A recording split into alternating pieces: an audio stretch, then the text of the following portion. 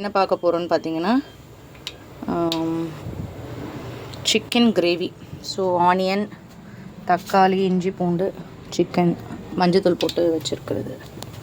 So இப்போ வந்து எண்ணெய் நல்லா கொதிச்சிச்சு. இதில் சோம்பு, பிரிஞ்சி இலை இதெல்லாம் போட்டாச்சு.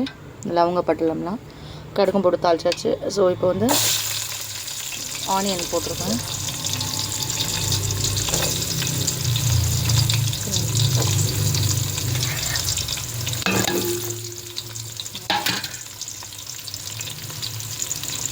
போட்டு நல்லா அதை வதக்கிட்டு நல்லா வதக்கணும். வதக்கிட்டு நல்லா வதங்கணும். அது ஃபஸ்ட்டு இது கூட கொஞ்சம் உப்பு சேர்த்திங்கன்னா சீக்கிரம் வதங்கும். இன்றைக்கி சிக்கன் கிரேவி எப்படி பண்ணுறது தான் போட போகிறேன் வீடியோ. ஸோ அதுதான் நல்லா அப்படி வதக்கி விடுங்க. உப்பு போட்டாச்சு, அது வதக்கி விடுங்க. வந்து இஞ்சி பூண்டு பேஸ்ட் இடித்து வச்சுருக்கேன். ஸோ இது வந்து தக்காளி, பச்சை மிளகாலாம் கட் பண்ணி வச்சுருக்கேன். இப்போ வந்து நல்லா அப்படி வதக்கி விட்டிங்கன்னா வதங்கணும். ஸோ இந்த நேரத்தில் இடித்து வச்ச இஞ்சி பூண்டு பேஸ்ட், ஃப்ரெஷ்ஷாக இடித்து வச்ச இஞ்சி பூண்டு பேஸ்ட்டு, நெக்ஸ்ட்டு அலசி கட் பண்ணி வச்சுருக்க கருவேப்பிலை, கொத்தமல்லி போட்டு இது கூட, அப்புறம் ஒரு 3 பச்சை மிளகாய் கீறி வச்சுருக்கேன், 2 வெங்காயம் கட் பண்ணேன், 5 தக்காளி கட் பண்ணியிருக்கேன். ஸோ இதோட இது போட்டு நல்லா இப்போ வதக்கணும். நல்லா வதக்கணும்.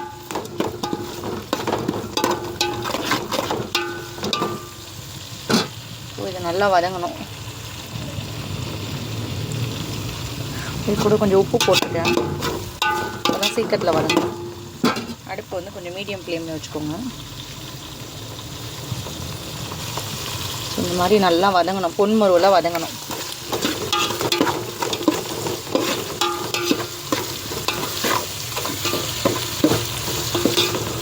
வதங்கணும். ஒரு 5 மினிட்ஸ் விட்டுருங்க, நல்லா வதங்கட்டும்.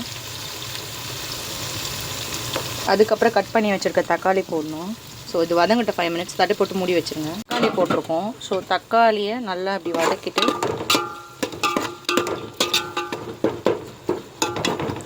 வதங்கணும். ஸோ ஒரு 5 மினிட்ஸ் மூடி போட்டு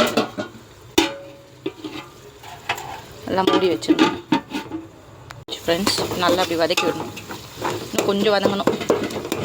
இது நல்லா குத்தி விட்டிங்கன்னா குத்தி விடணும். கரண்டி வச்சு நல்லா அப்படி குத்தி விடணும். குத்தி விடும்போது நல்லா கிரேவி திக்காக இருக்கும் உங்களுக்கு, வேறு ஒன்றும் இல்லை.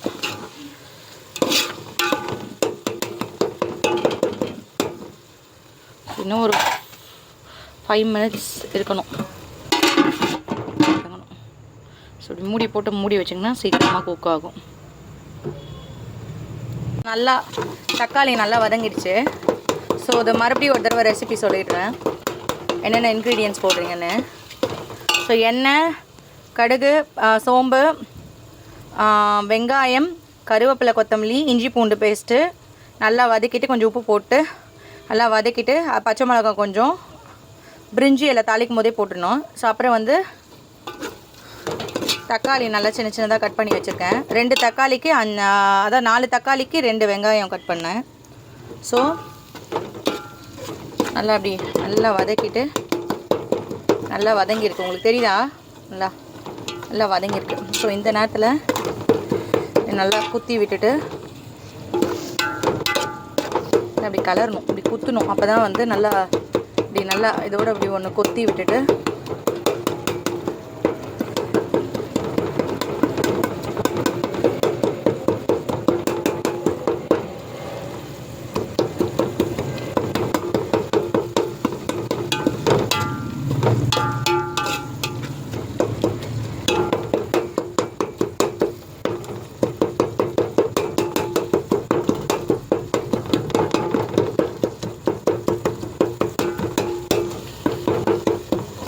நல்லா கலரி விட்டுட்டு இப்படி கலரணும். கலரிட்டு இந்த நேரத்தில் மிளகாத்தூள், இந்த நேரத்தில் மிளகாத்தூள் மிளகாத்தூள் நல்லா போட்டு தேவையான உங்கள் காரத்துக்கு ஏற்ற மாதிரி மிளகாத்தூள் போட்டுக்கோங்க.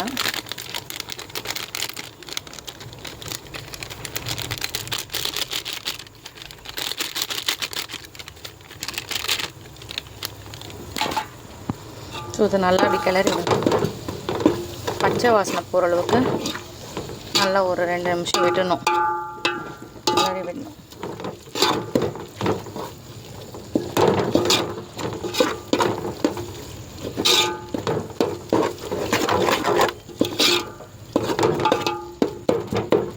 ஸோ இப்படி நல்லா கிளறி விட்டிங்களா, ஒரு 2 நிமிஷம் அப்படியே விட்டுருங்க. அது வந்து எண்ணெய் அப்படியே பிரிஞ்சு வரணும். கொஞ்சம் 2 நிமிஷம் பச்சை வாசனை போகிற அளவுக்கு இப்படி நல்லா அப்படி கிளறி விடுங்க. சரிங்களா ஃப்ரெண்ட்ஸ்? ஸோ எண்ணெய் பிரிஞ்சு வர மாதிரி இருக்குது. ஒரு 2 நிமிஷம் அப்படியே இப்படி எண்ணெய் பிரிஞ்சு வர மாதிரி இருக்குது.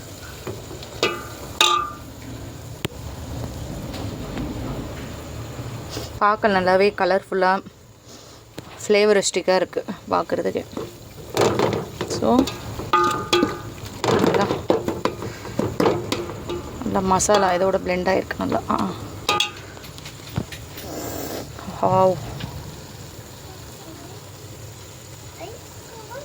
ஸோ நல்லா ஒரு 2 நிமிஷம் விட்டுணும். அந்த மாதிரி விட்டால் தான் நல்லா எண்ணெய் பிரிஞ்சு வரும்.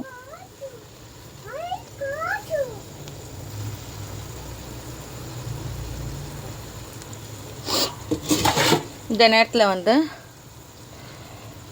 2 நிமிஷம் ஆனதுக்கப்புறமா நல்லா உப்பு இதெல்லாமே கரெக்டாக பார்த்துக்கோங்க. உப்புலாம் தேவையான அளவு பார்த்துட்டு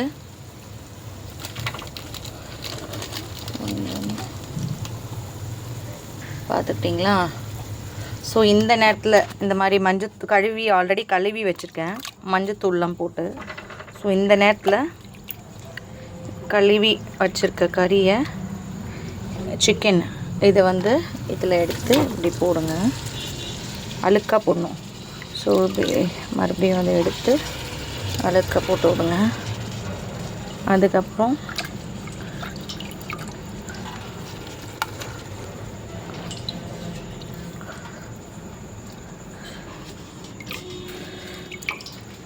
ஸோ தேவையான அளவு அந்த நான்வெஜ் நீட் ஸ்மெல் வராமல் இருக்கிறதுக்காக கொஞ்சம் மஞ்சத்தூள் போட்டுக்கிறேன்.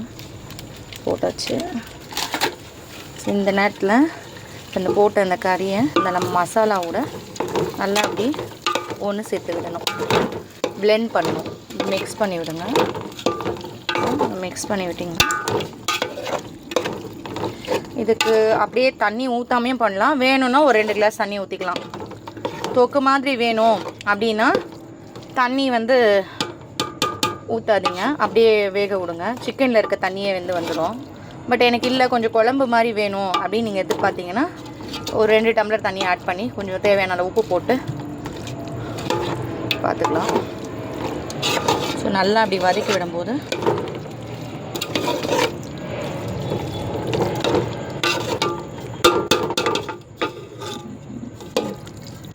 நான் தொக்கு மாதிரி தான் பண்ண போகிறேன். ஸோ அதனால நான் தண்ணி ஆட் பண்ணல. சிக்கனில் இருக்க தண்ணியை வெந்துடும். ஸோ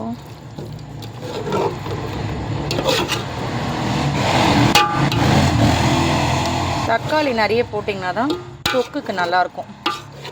தொக்கும் திக்காக வரும், நிறைய தொக்கு வரும். அதே சமயம் மிளகாத்தூளும் அதுக்கேற்ற மாதிரி ஆட் பண்ணிக்கணும். ஸோ இப்படி கிளறி விட்டிங்கன்னா இப்படி கிளறி விடும்போது கிளறி இப்படி விட்டுட்டு உப்பு காரெல்லாம் கரெக்டாக இருக்கான்னு பார்த்துட்டு இதை வந்து ஒரு இந்த மாதிரி ஒரு மூடி போட்டு ஒரு 5 to 10 மினிட்ஸ் விடுங்க. அதுக்கப்புறம் நம்ம திறந்து பார்க்கலாம் எப்படி இருக்குன்றது. நான் இப்போ ஸ்டார்ட் ஆகலை இன்னும். அதுக்கப்புறம் திறந்து பார்ப்போம். ஒரு மினிட்ஸ் ஆயிடுச்சு ஃப்ரெண்ட்ஸ். எப்படி வந்திருக்குன்னு பார்க்கலாம். ஓகேவா? ஸோ பார்த்திங்கன்னா அந்த எண்ணெய் தனியாக பிரிஞ்சு மசாலாவோட சிக்கன் வந்து நல்லா பிளெண்ட் ஆகிருக்கு. நான் ஒரு சொட்டு தண்ணி கூட ஊற்றலை. உங்களுக்கு குழம்பு மாதிரி வேணும் அப்படின்னா நீங்கள் தண்ணி ஊற்றிக்கலாம். இல்லை நான் தொக்கா எடுத்துக்க போகிறேன் அப்படின்னா நீங்கள் தண்ணி ஊற்ற வேண்டாம். தண்ணி ஊற்றினா டேஸ்ட் வராது. ஸோ இப்போ வந்து நல்லா அப்படி கிளறி விட்டேன். பட் இன்னும் ஒரு 5 மினிட்ஸ் ஆகணும் இன்னும் ஸ்பாஞ்ச் மாதிரி வேகிறதுக்கு. சொல்லி இறக்கும் போது கொஞ்சம் கொத்தமல்லி போடணும். அதோட கொஞ்சம் மிளகுத்தூள் இருந்தால் போட்டுட்டு இறக்கிட்டிங்கன்னா பக்காவான ஒரு சவுத் இந்தியன் ஸ்டைலில் ஒரு சிக்கன் கிரேவி மணக்க ரெடி ஆகிட்டுருக்கு. ஸோ சமைக்கிறது ரொம்ப பிடிச்ச வேலை, ரொம்ப ஈஸியும் கூட. பட்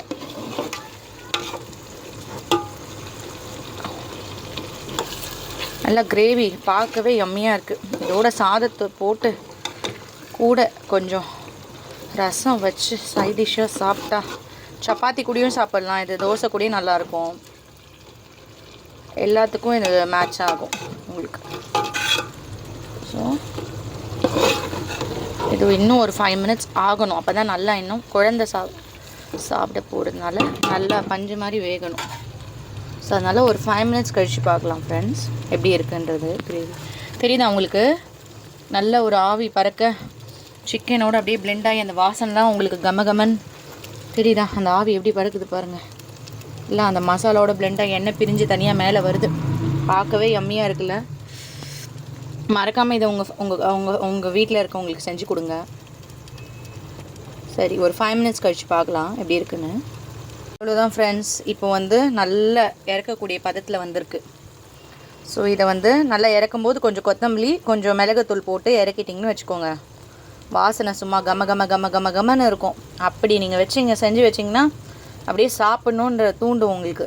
அப்படி இருக்கும். நெக்ஸ்ட் டைம் செஞ்சு தாங்கன்னு கேட்பாங்க பசங்கள்லாம். ஸோ மறக்காமல் டேக் கேர் சேனலுக்கு லைக் பண்ணுங்கள், ஷேர் பண்ணுங்கள், சப்ஸ்கிரைப் பண்ணுங்கள். உங்கள் வேல்யூபிளான கமெண்ட்ஸை வந்து அதில் வந்து ரிஜிஸ்டர் பண்ணுங்கள். ஸோ இன்னும் நிறைய ரெசிபீஸ், வெரைட்டியான ரெசிபீஸ்லாம் வந்து உங்களுக்கு வந்து டெய்லி ஒன்று போடுறதா நாங்கள் வந்து பிளான் பண்ணியிருக்கோம். பட் இதை ஷூட் பண்ணுறதுக்கு ஆள் இல்லை. நானே குக் பண்ணுறேன், நானே எடுக்கிறேன், நானே எடிட் பண்ணுறேன். எனக்கு எந்த ஹெல்ப்புமே இல்லை. எல்லாமே அனைத்தும் நானேன்ற மாதிரி நானே பண்ணிகிட்ருக்கேன். ஸோ நம்ம சேனலுக்கு சப்ஸ்கிரைப் பண்ணுங்கள், லைக் பண்ணுங்கள், ஷேர் பண்ணுங்கள். சரிங்களா? இதை இந்த செஞ்சு சாப்பிட்டு பார்த்துட்டு உங்கள் ஃபீட்பேக் எப்படி இருக்குன்றது எனக்கு சொல்லுங்கள் friends. Thank you friends. Thank you so much. Bye friends.